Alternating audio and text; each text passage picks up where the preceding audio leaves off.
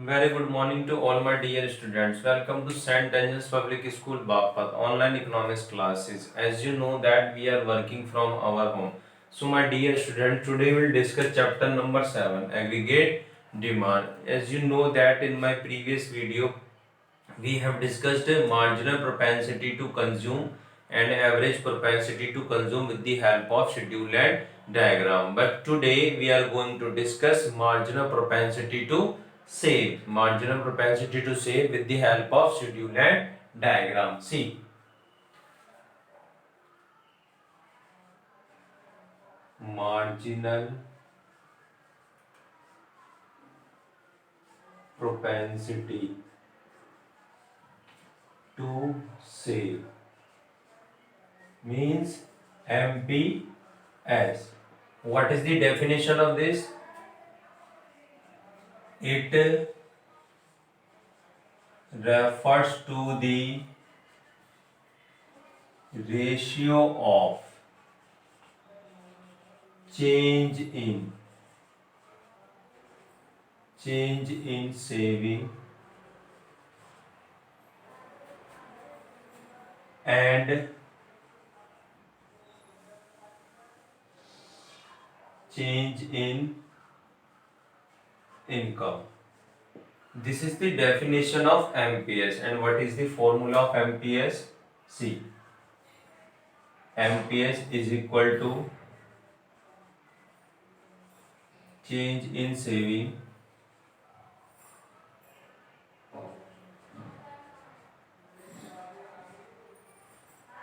divided by change in income. Means this is delta S and this is delta Y. Means delta shows change. Delta shows change. Now I can write this fraction into this form, delta S ratio delta Y. So you can make a definition of MPS according to formula. See, it refers to the ratio of change in saving, the ratio of change in saving to change in income. To change in income means 2 will use for divide. 2 will use for divide. I hope all of you have understood this definition. Now after this we are going to discuss MPS with the help of schedule. See here, this is income. First of all you will take income, then after you will take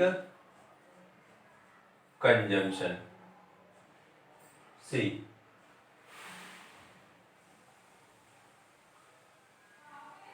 0, 100, 200, 300, 400, 500 and 600.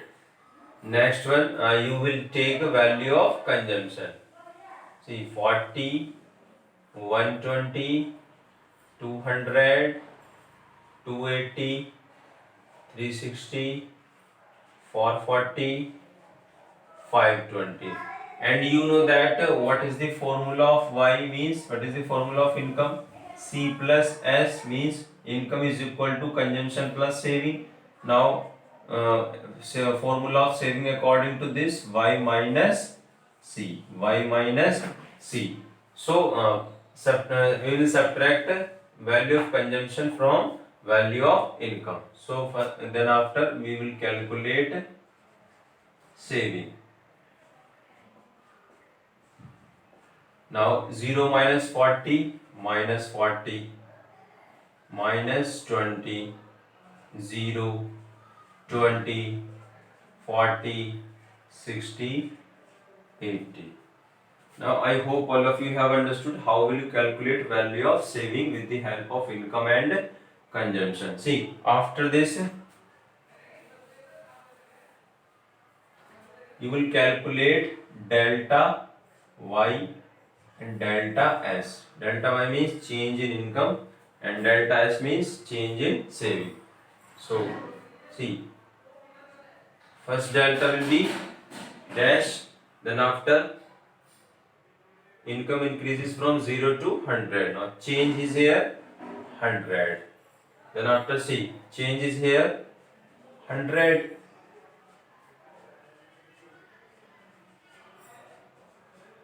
See, now after this we will calculate change in saving. So first will be dash or nil, then after minus 40 to minus 20 means plus 20, then minus 20 to 0 plus 20, then 0 to 20.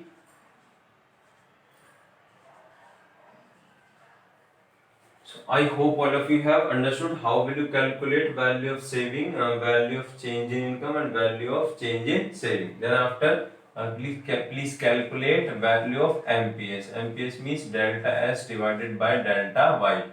First will be dash and 20 divided by 100, 0.2.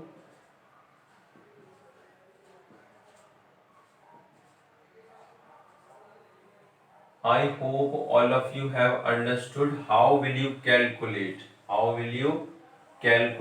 value of MPS in schedule, Now after this we are going to discuss how will you calculate value of MPS in diagram. See here.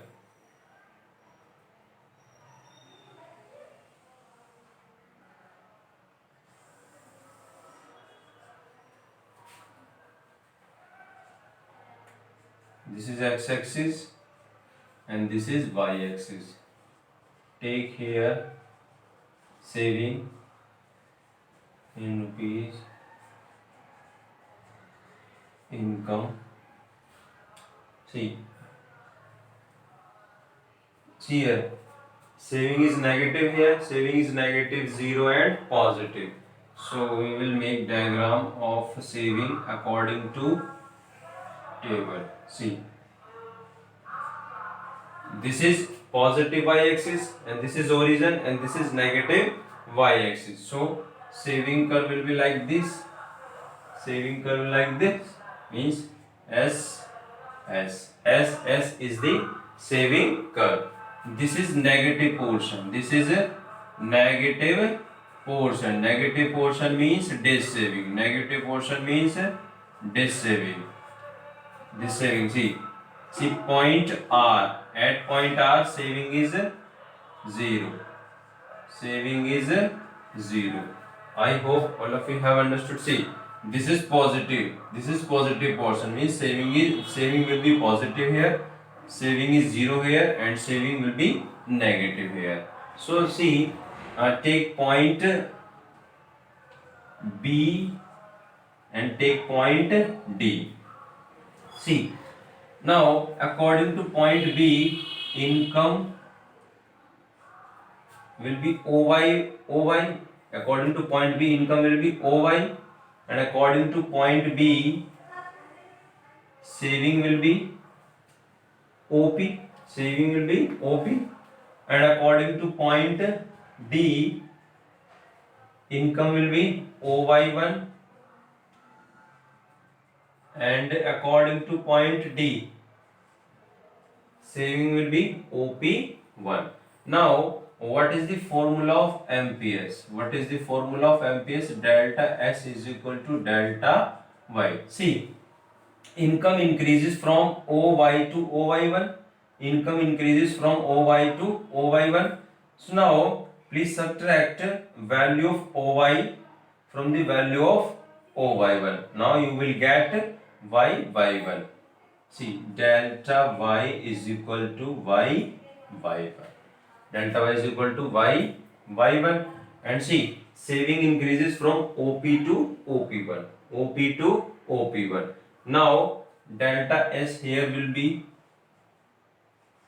P1. Now put value of delta S here and put value of delta Y here. So MPS is equal to P1 divided by Y1. I hope all of you have understood how will you calculate value of MPS in table. and value of MPS in diagram. Now question is here, explain the MPS. Explain the MPS means explain the marginal propensity to save with the help of schedule and diagram. Now first of all you will write a definition, then after you will write a formula, then after you will show this type of table, then after this you will show this type of diagram, and you have to show value of MPS in diagram. Now how will you explain, this diagram, how will you explain this diagram? Listen carefully, I am explaining. See, in the above diagram, saving is measured on the y-axis, and income is measured on the x-axis. See, SS is the saving curve. SS is the saving curve. See, MPS measures the slope of saving curve. Means MPS measures the slope of saving curve. Now when MPS remains constant, see, MPS remains constant. When MPS remains constant, saving curve means saving curve will be straight line. I hope all of you have understood. See, so MPS at point D. With respect to point B, will be MPS is equal to delta S divided by delta Y is equal to P1 divided by Y1. I hope all of you have understood. How will you explain this diagram? In the above diagram, saving is measured on the y-axis, income is measured on the x-axis. Now SS is the saving curve and MPS measures the slope of saving curve. When MPS remains constant, saving curve will be straight line. So MPS at point D with respect to point B will be this. I hope all of you have understood the concept of marginal propensity to save. Please pause the video and note down this.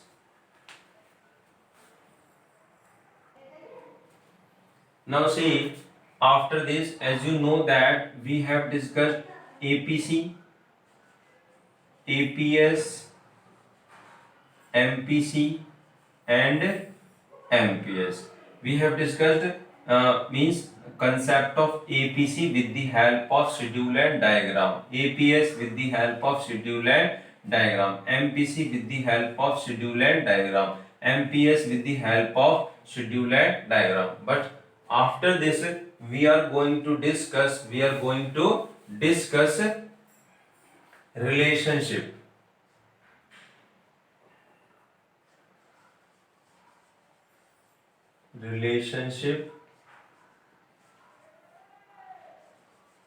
between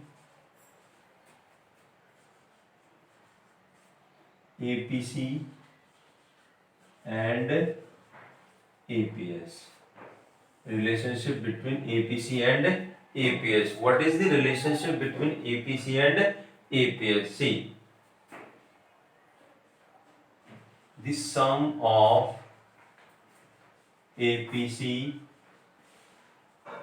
and APS is equal to 1. It can be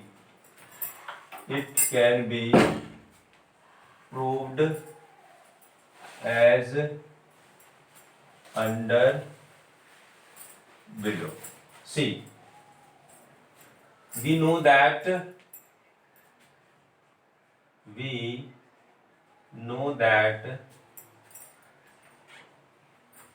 y is equal to c plus s. Now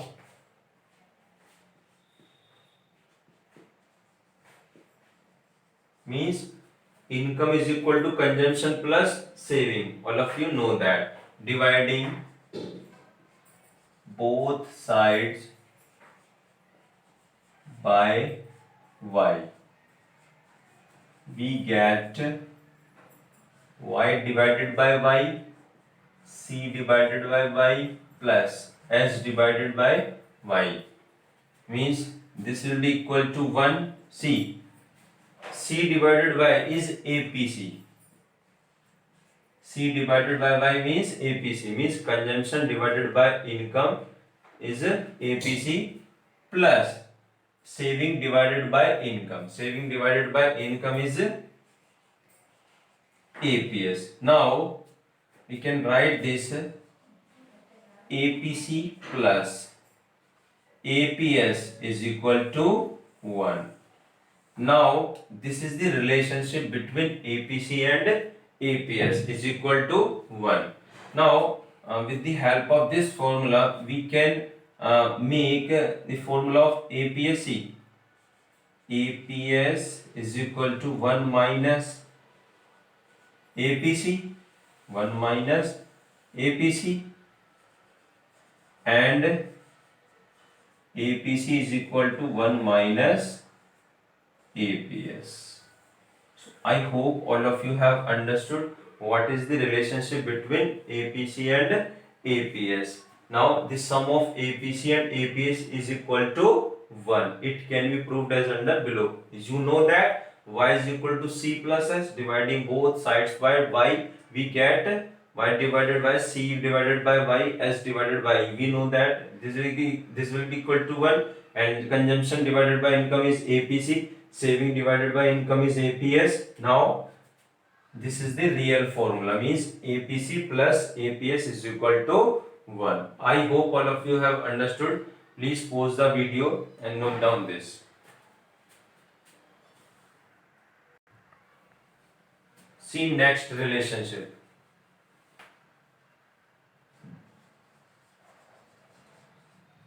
Relationship between MPC